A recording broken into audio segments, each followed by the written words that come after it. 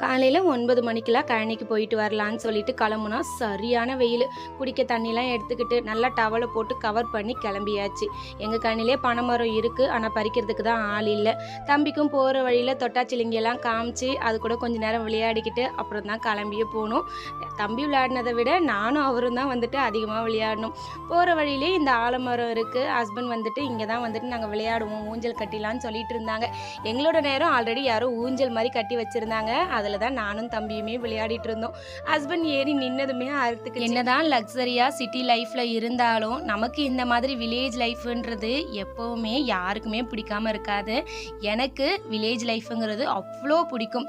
இங்கே கழனிலுமே வந்துட்டு ஆளுங்க களை வெட்டிட்டு இருந்தாங்க. தம்பியும் நானுமே வந்துட்டு சரி ஓகே நாங்களுமே ஒரு வாட்டி ட்ரை பண்ணுறோம் அப்படின்னு சொல்லிட்டு உட்காந்து ட்ரை பண்ணிட்டு இருந்தோம். பட் எங்களுக்கு அவங்க அளவுக்கு வரல. வீட்டுக்கு வரும்போதெல்லாம் அத்தை வந்துட்டு வேப்பம்பூ குழம்பு தான் வச்சுருந்தாங்க. செம்ம டேஸ்ட்டாக இருந்தது.